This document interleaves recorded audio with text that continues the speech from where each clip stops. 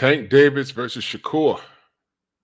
Why isn't this fight happening? Push the weight and no flex alive is one in the six. Fit the runner, boy, you nigga, no question. You will run a motherfucker high stepping. Hey, you never had a big enough weapon. Motherfucker never learned your lesson.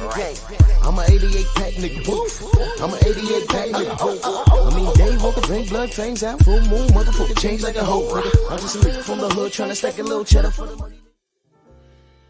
Drew Titan, Bronx on deck. Shout out to the mighty LDBC. You know, this is just some thoughts of mine. It's just a question. You know, there's a lot less clowning on my end as of late. These are just logical questions.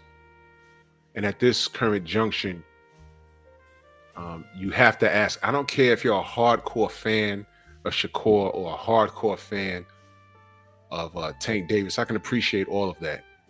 But that doesn't deter from asking this question. And this is only logic. Both of these young men are at 135. Why isn't this fight next? Do not tell me anything about business and what makes sense and, you know, all this other weird mathematics that, you know, and word salad that I see some of you guys play, and some of you guys who are fans of these young men, you entertain it if it suits your agenda. I'm telling you that these two men not fighting right now makes zero sense. They're not even in a conversation right now, which makes zero sense. Let me explain it to you. I'm gonna give you the short version. All right, because I know a lot of you have short attention span. So I'm gonna make it as simple as possible. Devin Haney is no longer in the 135 division. He is now at 140. He came through 135. He was there for 9 years. He did what he had to do. And neither one of these men interrupted anything that he was doing as far as fighting him was concerned or trying to snatch an opponent from him is concerned. Okay? I don't understand how you guys, and I'm talking about the fans, these unconditional fans, how you don't pay attention to this. Tank being the A side could have interrupted everything on here. He could have interrupted everything because he's the A side, which means Devin could have had something lined up and Tank could have interjected. And 100%, a lot of these guys that Devin did fight would have put Devin aside to fight Tank because it meant more financially, since belts don't pay the bills. He could have interjected in Teofimo versus George Kambosos. I'm talking about Tank now. He could have interjected his business between Lomachenko and Devin Haney. But that would have meant Tank would have had to perform. You have to ask these questions. Why didn't he insert himself into that business if he's the A side? So instead of guys like Teofimo Lopez, all these guys came through 135. Instead of guys like Teofimo Lopez, who can say he was a unified champion, instead of these guys like Lomachenko, who can say he was a champion at 135, George Kambosos, who was a champion at 135, Tank never fought those guys. Devin Haney, WBC champion, he never fought him either. Especially when it meant something, when he collected all 4 belts. Tank could have interjected and say, let me get that. It made sense financially. It made sense business-wise, fame and fortune-wise. You guys think Tank would have beat him, right? If Devin Haney is the first undisputed, well, he's the youngest undisputed champion in the 4-belt era. It just made sense to me if Tank would have stepped in and said, okay, now I'm going to beat you. Everybody would have tuned in to watch if Tank was successful or not. But when your response is belts only collect dust and I'm the A side, but you're not doing anything with it, what are we left to believe? I don't want to hear all of this nonsense that these people talk about. Oh, well, you know, Devin's always busy when Tank is not. I don't want to hear that. Tank is the A side. He fights who he wants to fight, right? So when Devin stepped to him, Leonard Ellaby, I recall Leonard Ellaby saying, yo, you don't make no offers. Okay, so what's your offer? crickets, and then he wants to get locked up, and he's on house arrest. All of this stuff is stupid. So Devin said, okay, I did what I had to do.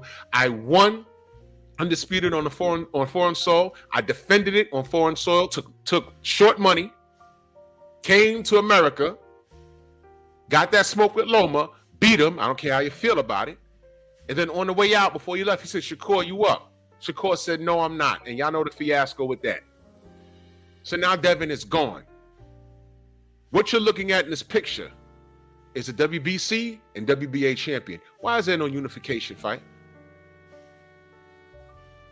I didn't see Tank, any of the names that I mentioned that held belts, I didn't see Tank interject with any of those guys. Instead, he gets you Hector Garcia, Isak Cruz, Mario Barrios at 140, Rolly Romero, and Ryan Garcia, who's never had a belt in his life.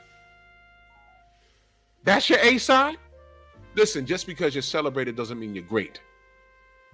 And Shakur, you could have fought Devin, and Devin would have been at a disadvantage. But the money wasn't right for you? Touche, you did the same thing to Frank Martin.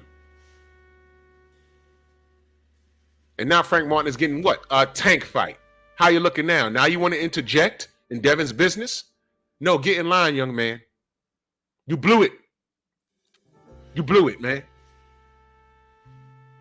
So as it stands at 135, there's no reason why these two young men shouldn't be fighting for unification right now. I don't know what Coach Cal was talking about when he said, yo, I don't know, we don't want to fight Shakur. He's not going to allow us to stand. If he's not going to allow us to do what we do, meaning he's not going to stand in front of Tank.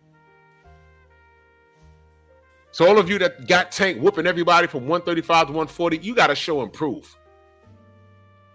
Watch this. That's a 60-40 fight because I don't think Tank could beat Shakur. Now, I don't know why they're not talking to each other, trying to get a fight done. I have no idea. It's very strange to me. You guys need to wake up. Put down your pom-poms for 2 seconds. Stop talking about Devin. He's at 140 now. Shakur trying to interject himself into Devin's business. If Ryan Garcia has some sort of mental collapse, I'm not buying into that. That's for Ryan and his camp to figure out.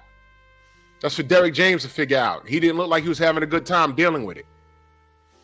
But we're going to find out. But at 135, these two men have business. It's a unification fight right here. I cannot believe that you guys who root for these two men have fan bases. They're very interesting. I can't believe that you guys are not saying, yo, look, this should be next. It's clear that you guys don't want to see the best fight the best, but it raised me the question. I'm looking at Tank's resume. Man. That's not a Hall of Fame resume. You got a whole lot of money, but you ain't in the Hall of Fame, good man. Let's keep it honest. Shakur, same thing. You retired 1 minute, now you're out of retirement. Now you're trying to interject, you're trying to skip the line. Man, get the work done. Clean out 135. Y'all can't clean out 135 without fighting each other. There's something strange going on here. Ross on deck. Move!